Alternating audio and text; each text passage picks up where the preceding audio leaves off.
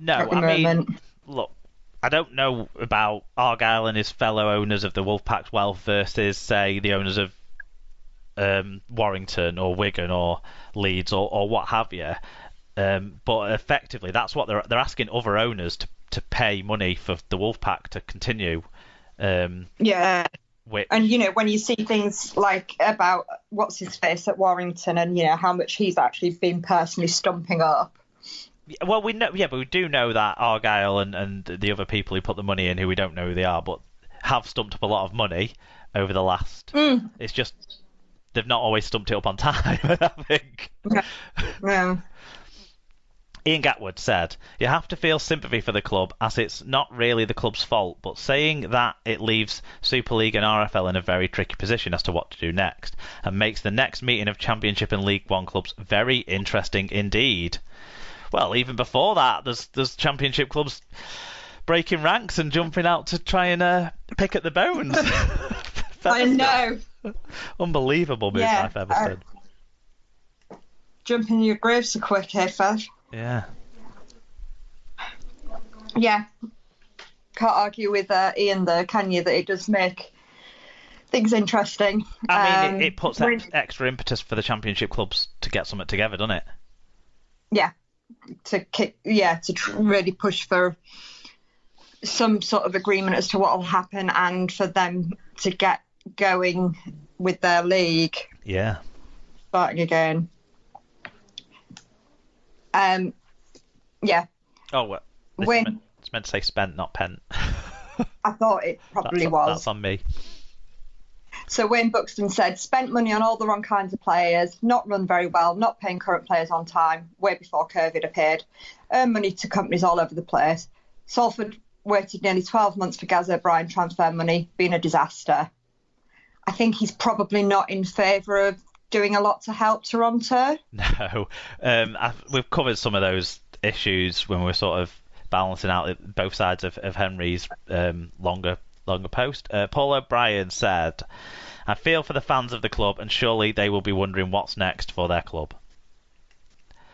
Yeah, and Paul obviously has gone through similar, not in this setup, but has gone through dark times recently with his club, hasn't he? Yeah, exactly. Yeah, and the fans had to get the hands in their pockets to save a club that was being relegated, that was being stripped of funding by the other Super League clubs, with parachute payments being withheld and those sorts of things as a consequence of poor running of the club, but by a previous administration as well, not even the administration that suffered the consequences as such. So yeah, Paul knows all about that.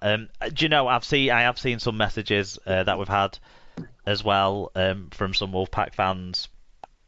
I missed the cut-off, and I know, we mentioned Sandy before and some others, that they are heartbroken with what's going on here. And one thing that I certainly think they will appreciate is, people having sympathy for their position as fans, and not twisting the knife, because ultimately, whilst we can have a go at David Argyle, Martin Vickers, people like that, we can't have a go at the fans. 7,500 of them turned up to watch Championship week in, week out for 2 seasons. You can't slag that off in any way, shape or form, as far as I'm concerned.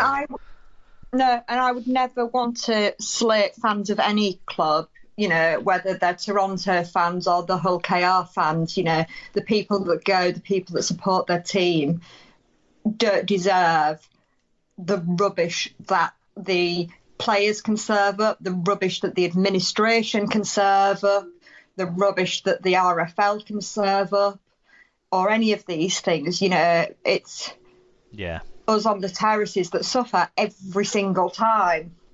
Yeah, exactly. And most of these fans of the Toronto Wolfpack weren't even aware of a club asking to be part of our league structure, asking to do all these things and promising all these sort of things and getting to this stage where we're at today. And I feel a lot of love for the Toronto Wolfpack fans. So people like Paul feeling in there, sort of sharing their pain, people like Ian expressing their sympathy. I think that goes a long way here.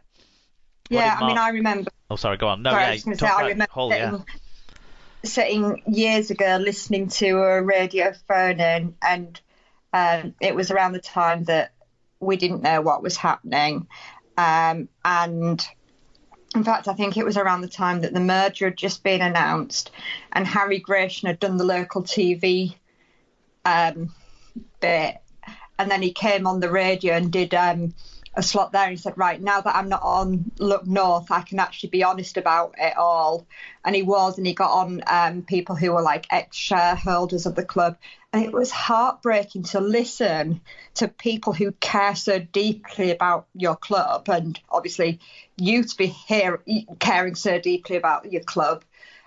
So, yeah, as I said earlier, whatever my personal thoughts about Toronto are, I wouldn't wish this on anybody as a fan. Yeah, it's miserable times for them. What did Mark Butler have to say about this? Another person who's seen his club go through the ringer, you know, being a North Wales Crusaders fan, you know, they've had this. Yeah. He said, I don't think there's a straw to clutch at. Felt they were always a ticking time bomb financially, even before COVID, the entire management of the season screamed potential crisis. Not helped by wanting Super League so much they accepted a deal that made the situation worse. While you don't want to see a team with more fans than most get binned, they shouldn't get to start in Super League. Presumably this will not be entertained. If they were purely stuffed by COVID, then maybe, but they weren't. There's been no suggestion of Catalan fielding, and they're not in Manchester. Yeah, no. Well, we'll do Tom Andrews because it's a similar sort of situation there. But Tom says, sad for the fans, but the mismanagement has been on a Bradford or Beaumont levels of shit. For me, they have to be relegated now. You can't forfeit a season and expect to be in the same league next year. He said, blah, blah, a Rovers fan would say that sort of was his side joke there. Asking other clubs to bail them out too. You can't be paying players Sonny Bill money and expect others to give you a hand when they are facing multi-million shortfalls of their own making with a full team on less money than that one player. The fans should be directing hate towards their own owner rather than the others laughing. Yeah. Ash, I think people can direct anger at people laughing at them because it's not nice, but certainly, yeah, they've got to direct. Some of it's got to go inwards, and it's a difficult thing to go inwards with stuff, especially on your sports club, because we know just by the fact that we blame referees for defeats more than our own team for defeats is sort of a general sort of sporting culture that is hard to sort of turn the criticism inside. But yeah, there's a few key points there about how poorly mismanaged some things have been, and one of the things that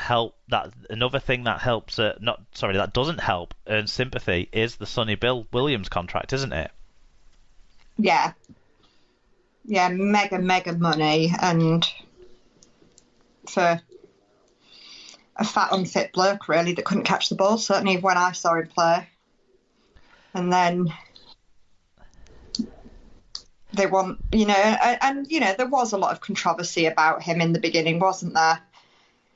And I think it was great publicity as well. And yeah, overall, if they're footing the bill for it, and it's an overall positive. I also would say the Sonny Bill incident in isolation does talk to financial mismanagement, doesn't it, rather than what people might think about salary cap mismanagement, because he would only count a certain amount on the cap as a marquee player, and lots of other clubs have got marquee players but have managed to have squads that have got more than 24 players in them. Yeah. Well, because this is the other thing as well. If they had a bigger squad, okay, yes, it would be horrific still to have 6 of your players unable to play. But if you've got a bigger squad, it's not such a thing. And then you can argue, actually, we can't deal with, you've got more of a case against having relegation then. But when it's a case of you can't presumably actually fulfil the fixtures because you haven't got enough players and things like that. Well, there was always the chance of loans, but Argyle said in the sort of at the start of the week about we don't want to just be making up the numbers by having loan players. Well, if that's your intention, then your intention isn't about the integrity of the competition. So, yeah. Yeah, in which case you've got to be looking at, charges of bringing the game into disrepute. Well, some sort of consequence anyway, beyond just not playing the rest of this season and suffering the financial hit that everyone else is suffering. Their financial hit is more pronounced, and I think we can say they've been on a bit of a financial uncertain footing kind of thing. I'm not sure if they have been. I just think people there don't like paying bills because these people evidently have money. Unless they really don't have any money and they've managed to pull the wool over everyone's eyes in that regard. But there's money there, isn't there? The guy's not poor, and he's not the only person behind the club. Yeah, you'd think so. I think some of his behaviours outside of that kind of is the nature of him, maybe, I don't know, play into these things. I don't know. Either he's not got money, is not willing to spend the money. It's one of those two things, isn't it? It's either he's not got it or he's not willing to spend it. Yeah, you'd think so. Yeah, and I don't know which one's worse, but it's caused a real shit show. What did Mark have to say? So Mark said, clearly this wouldn't have happened if it weren't for COVID. And so while I don't know exactly what should happen next, relegation should be off the table. This isn't a normal year and we can't treat it like one. So Mark's added balance here, yeah. You say that clearly this wouldn't have happened if it weren't for COVID. I don't know. I think it wouldn't. It wouldn't have happened now. I don't think there would have been any concerns about Toronto completing this season if the season would have panned out how it was supposed to pan out. I don't know about the long-term viability of Toronto under the model they were operating under, which was this kind of payovers model. And to be honest, the players have to take a little bit of culpability in this. Not a lot of culpability, and I'm certainly not putting the blame at their door. But every player that signed for Toronto was signed on overs contracts, knowing that they were signing on overs over what their market value was, because it was the only way that they would go to Toronto. In certain instances, maybe there'll be some players who this doesn't apply to, but there's a lot of players who it will apply to.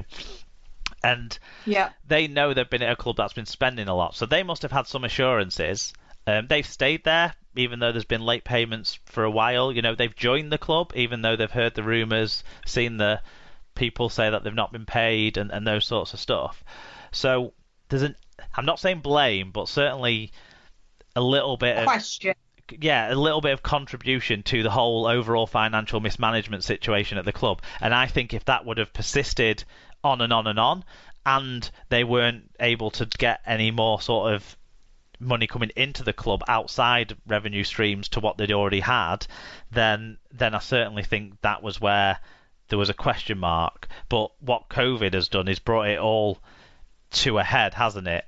Quicker, I think. It hasn't given them the time to adapt. Whether they would have adapted, I'm not sure, but it hasn't given them the opportunity to adapt to a new model. It hasn't given Bob Hunter a chance to really change the way the organisation was operated, I believe, personally. So I do think it's definitely accelerated any issues and also removed any opportunity to mitigate those issues. Yeah. But it's not the sole reason why we're in this position today. No, I suppose you could have argued they've had the last 18 weeks to make some more definite plans. Well, yeah. So that was one of the things I was going to talk about if we were just talking about the visas. I was going to say they knew the situation with their players' visas. International travel wasn't banned. So, Aidan Caesar and Bevan French and other players managed to go back to Australia for a period. Well, Luke Thompson managed to fly out there, didn't he? And James Graham's managed to come back, just like those other two players we mentioned and stuff. So they could have foreseen this and said, you all need to go somewhere else. And I believe Blake Wallace has. Blake Wallace moved back to Canada or something. I read, and obviously Sonny Bill